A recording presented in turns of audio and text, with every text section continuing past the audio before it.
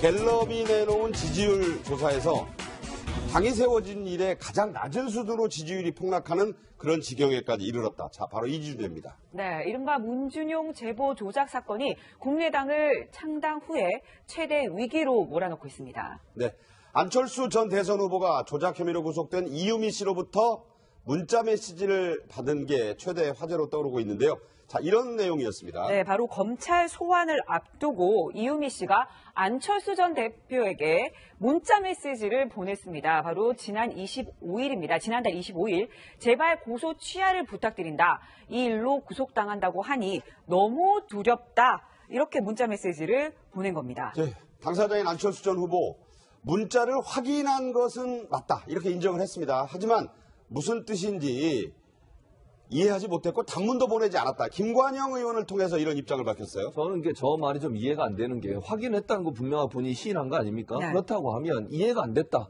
그건 첫 번째 이해가 안 되는 부분이고 두 번째 만약 이해가 안 됐다면 어떻게 해야 됩니까? 물어봐야죠. 아니 문자를 받았는데 이해가 안 되면 당연히 이게 무슨 뜻이에요? 라고 물어보는 거 아닙니까? 상식적으로? 그러니까 둘 다 저는 이해가 안 돼요 지금. 그러니까 무슨 뜻이 이해가 안 됐다는 것도 이해가 안 되고 저는 저 내용만 보면 어떤 내용인지를 이해했을 거라고 생각을 하고요. 물론 그런데 안철수 전 대표가 몰랐다고 하면 당연히 물어봐야죠. 무슨 의미로 내게 이런 문자를 보냈습니까? 이게 상식적인 반응이지 저걸 받고도 이해가 안 됐는데도 아무 단문도 보내지 않고 그냥 있었다? 네. 그건 저 이해가 안 된다고 보고 아니면 비서관을 통해서라도 확인해 봤어야죠. 네. 왜 이분이 나한테 이런 문자를 보냈는지 또 어떤 문제가 있는지 특히 지금 뭐 고소 취하를 해달라 이거는 상당히 심각한 문제 아닙니까? 그냥 그렇죠. 통상적으로 인사하는 대화가 아니라 뭔가 심각한 문제가 있구나 하는 것을 내포하고 있는 의미인데 그 내용을 확인도 안 하고 이해도 안 했다고 하는 것은 좀 상식적으로 납득하기 어려운 부분입니다. 네, 그런데 김광삼 변호사님, 저는 지금껏 이때까지 이유미 씨와 안철수 전 대표는 직접적인 그런 가까운 관계는 아니다 이런 얘기가 많았잖아요. 그런데 이유미 씨가 안철수 전 대표에게 직접 검찰 소환을 앞두고 문자 메시지를 보냈다. 이건 어떻게 봐야 되는 겁니까? 근데 가까운 사이가 아니었다. 물론 뭐 국민의당 입장은 그렇습니다만은 이제까지 뭐 보면 사실 카이스트에서도 석사 과정에서 사제간이었잖아. 그리고 더군다나 뭐 청춘 콘서트 같은데 북콘서트, 청춘 콘서트에서도 서포터로 활동했고요. 여러 가지로 직간접적으로 2012년 대선뿐만 아니라 2017년 대선에도 직접적으로 관여를 했기 때문에 뭐 굉장히 막역한 사이는 맞는데 네네. 이유미 씨가 전에 이제 하는 행동들을 보면 그냥 뭐 안철수 후보하고 내가 굉장히 가깝다는 걸 의도적으로 막 표현하고 네네. 안철수 후보의 처하고도 어떤 관계라는 걸 공개적으로 얘기를 하고 다녔어요. 그런데 정말 친한 사이는 이제 그런 얘기를 하지 않는 거거든요. 네. 그렇지만 이전에 해왔던 것들을 보면 안철수 후보가 굉장히 가까울 가능성이 크다. 이렇게 우리가 추론을 해볼 수가 있는데 이 문자 메시지가요. 지금 내용을 보면 제발 고소 취하를 부탁드린다. 2일로 구속당한다고 하니까 너무 두렵다 이 얘기를 했잖아요. 네. 그럼 본인이 구속당한 날을 어떻게 알았을까요? 근데 아마 제가 볼 때는 이용주 의원, 그러니까 공명선거 대책위원장이죠. 그렇죠. 추진단장, 국민선거 추진단장하고 이미 이 얘기를 했었고, 이용주 의원이, 이렇게 조작이 됐다고 한다면 적어도 징역 3년 이상 갈 것이란 말을 미리 해줬단 말이에요. 네네. 그러니까 본인 자체가 검찰에 불려가면 이제 구속당한다는 걸 알고, 안철수 전 후보한테 SOS를 친 거예요. 나를 좀 도와달라. 예. 그래서 본인 입장에서는 이제 고소 취하 의미도 좀 모르겠어요. 왜냐하면 고소 취하를 부탁드린다는 것은 취하를 할 수 있는 사람의 어떤 권한이 안철수 전 후보라는 생각에서 취하해달라는 거 아니겠습니까? 네. 그러면 국민의당에서 고소 취하를 하게 되면 결국 민주당에서도 거기에 대해서 별로 그렇게 공격하지 않을 것이라 그런 의미인지 네네. 저는 이렇게 문자 자체는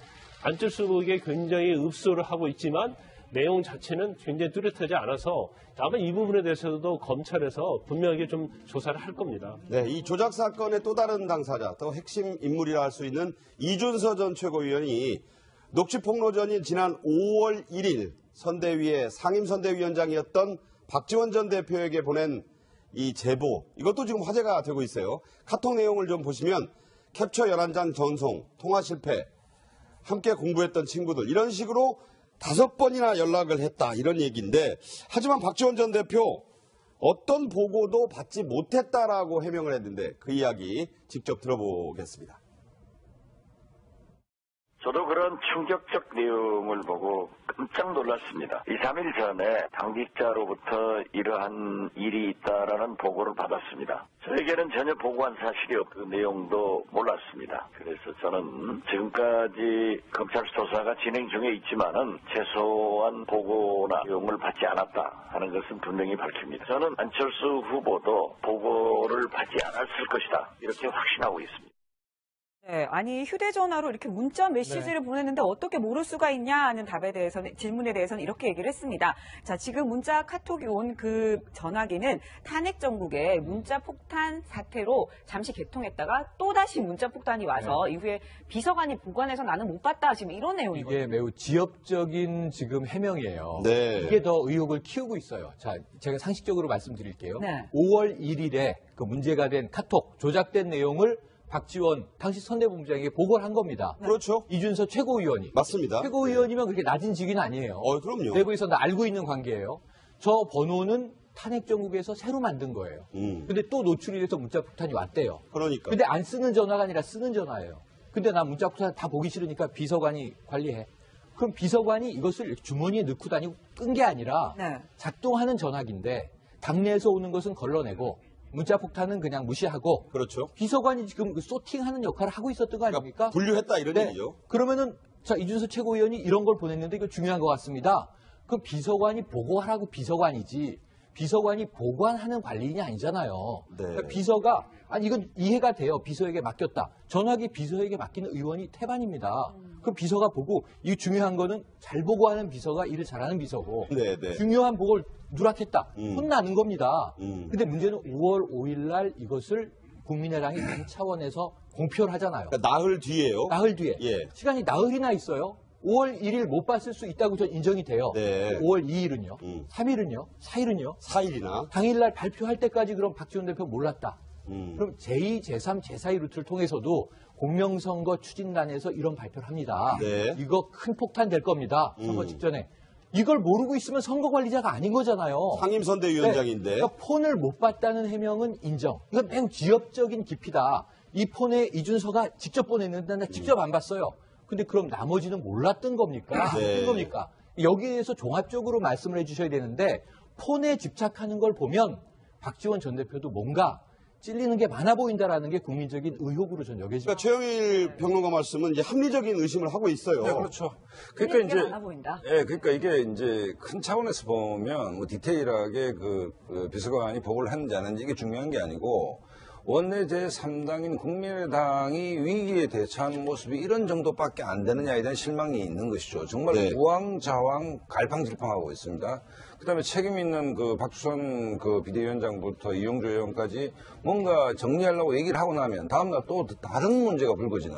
네. 그러니까 우리가 위기에 대응할 때 뭐 늘 항상 하는 얘기가 선제적이고 과감하게 그걸 끊어내야 된다라고 보는데. 그러니까요. 당의 주도적인 그 정치인들이 나와서 해명을 하고 나면 다음날 새로운 문제가 불거지고. 그다음에 안철수 전 후보도 나와서 전체적으로 정리할 수 있는 타이밍을 놓치고. 그렇다고 본다면 정말 그 공당으로서 위기 관리는 게 이것밖에 안 되느냐에 대한 실망들이 있는 것이고 정말 이 문제는 국민의당이 갖고 있는 그 민낯을 좀 적나라하게 보여주면서 정말 당의 그 어떤 존립 자체가 뿌리째 좀 흔들리는 상황이다 이렇게. 예.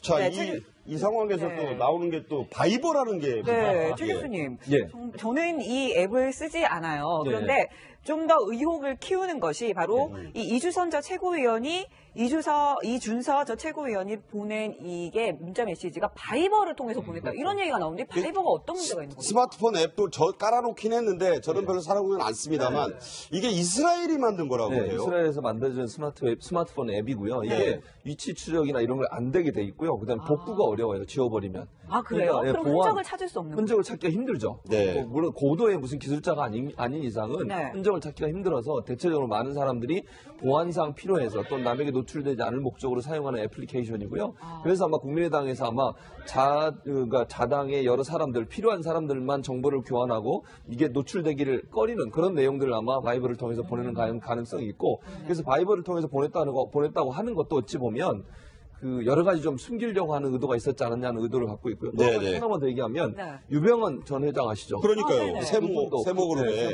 그분도 이걸 썼어요. 세월호 참사의 세월호 참사의 장본인 중에 하나. 그분도 바이버를 썼어요? 그랬었죠. 그러니까 자기가 노출되지 않고 자기가 다른 사람과 메시지 전할 때 그게 드러나지 않게 하기 위해서 이런 바이버라고 하는 애플리케이션을 썼었죠. 네. 자, 이런 와중에 추미애 민주당 대표와 박주선 국민의당 비대위원장이 언쟁을 심하게 벌이고 있는데요. 직접 들어보겠습니다.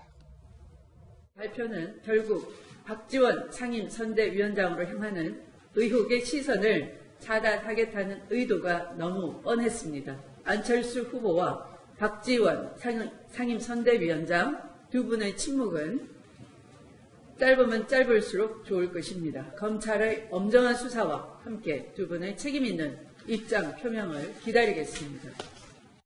추미애 대표는 국민의당 지도부와 대변인단이 총동원되어 조직적으로 개입한 것이라고 주장을 했습니다. 검찰에게 수사 가이드라인을 제시한 것이나 다름이 없습니다.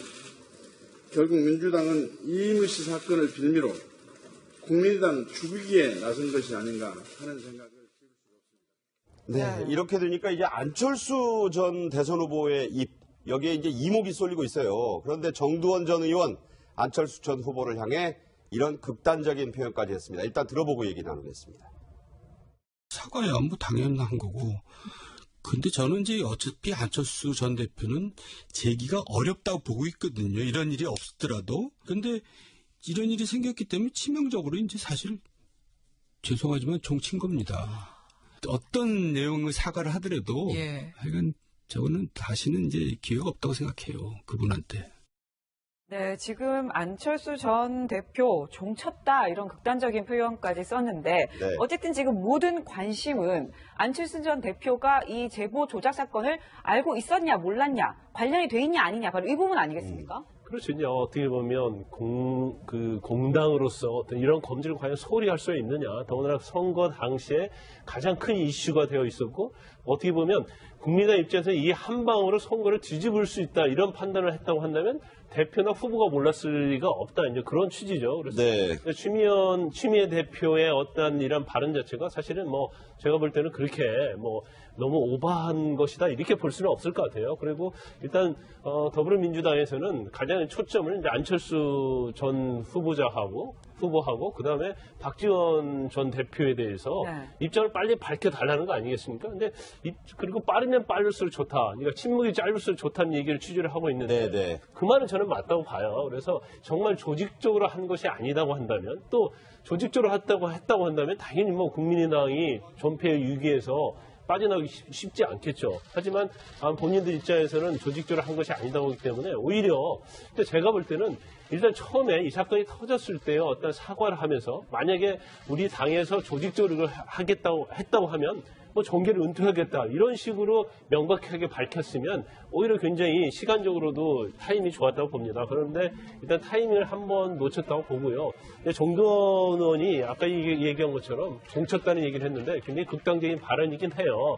그렇지만 이 부분도 사실은 국민의당에서 세게 들으면서 향후의 대책에 대해서는 국민의 어떤 눈높이 시각에서 입장을 발표하는 것이 적합하다 이렇게 봅니다. 자, 이 얘기를 마무리하면서요. 갤럽 여론조사 매주 나오는데 국민의당 5% 제일 밑에 있어요. 5%까지 떨어졌습니다. 어떻게 봐야 됩니까? 그러니까 뭐 종이 쳤는지 안 쳤는지는 모르겠는데 국민의당이 이제 뿌리는 호남이고 그다음에 가지와 잎사귀는 이른바 새로운 정치로 표현되는 수도권 아닙니까? 근데 이제 뿌리도 지금 흔들리고 있는 것이고 새로운 정치가 정치 공작으로 치환돼 버렸기 때문에 당이라는 것이 집권을 위해서 이렇게 생각이 같은 사람들이 모였는데 그 생각과 비전이라는 것이 안철수의 새로운 정치였는데 안철수의 새로운 정치가 정치 공작이냐. 그렇게 됐을 때는 당의 존립 기반이 근제에서부터 뭐 흔들리고 있는 것이죠. 그렇기 때문에 어쨌든 국민의당은 창당 이후 뭐 총선에서 일약 호남 일당 제3당으로 도약을 했지만 안 좋은 일이 몰아서 온다고 지금 최대의 위기에 봉착한 게 아닌가 이런 생각이 듭니다. 네. 화불다랭이란 말이 생각나는 그런 국면인데 과연 어떻게 이 국면이 갤럽이 내놓은 지지율 조사에서 당이 세워진 이래 가장 낮은 수준으로 지지율이 폭락하는 그런 지경에까지 이르렀다. 자, 바로 이 주제입니다. 네, 이른바 문준용 제보 조작 사건이 국민의당을 창당 후에 최대 위기로 몰아넣고 있습니다. 네, 안철수 전 대선 후보가 조작 혐의로 구속된 이유미 씨로부터 문자 메시지를 받은 게 최대 화제로 떠오르고 있는데요. 자, 이런 내용이었습니다. 네, 바로 검찰 소환을 앞두고 이유미 씨가 안철수 전 대표에게 문자 메시지를 보냈습니다. 바로 이제까지 뭐 보면 사실 카이스트에서도 석사과정에서 사제관이었잖아요. 그리고 더군다나 뭐 청춘 콘서트 같은데 북콘서트, 청춘 콘서트에서도 서포터로 활동했고요. 여러 가지로 직간접적으로 2012년 대선뿐만 아니라 2017년 대선에도 직접적으로 관여를 했기 때문에 뭐 굉장히 막역한 사이는 맞는데 네네. 이유미 씨가 전에 이제 하는 행동들을 보면 그냥 뭐 안철수 후보하고 내가 굉장히 가깝다는 걸 의도적으로 막 표현을 하고 네네. 안철수 후보의 처하고도 어떤 관계라는 걸 아니 문자를 받았는데 이해가 안 되면 당연히 이게 무슨 뜻이에요? 라고 물어보는 거 아닙니까? 상식적으로? 그러니까 둘 다 저는 이해가 안 돼요, 지금. 그러니까 무슨 뜻이 이해가 안 됐다는 것도 이해가 안 되고 저는 저 내용만 보면 어떤 내용인지를 이해했을 거라고 생각을 하고요. 물론 그런데 안철수 전 대표가 몰랐다고 하면 당연히 물어봐야죠. 무슨 의미로 내게 이런 문자를 보냈습니까? 이게 상식적인 반응이지 저걸 받고도 이해가 안 됐는데도 아무 단문도 보내지 않고 그냥 있었다? 네. 그건 저 이해가 안 된다고 보고 아니면 비서관을 통해서라도 확인을 해봤어야죠. 네. 왜 이분이 나한테 이런 문자를 보냈는지 또 어떤 문제가 있는지 특히 지금 뭐 고소 취하를 해달라 이거는 상당히 심각한 문제 아닙니까? 그냥 그렇죠. 이 통상적으로 인사하는 대화가 아니라 뭔가 심각한 문제가 있구나 하는 것을 내포하고 있는 의미인데 그 내용을 확인도 안 하고 이해도 안 했다고 하는 것은 좀 상식적으로 납득하기 어려운 부분입니다. 네, 그런데 김광삼 변호사님, 저는 지금껏 이때까지 이유미 씨와 안철수 전 대표는 직접적인 그런 가까운 관계는 아니다 이런 얘기가 많았잖아요.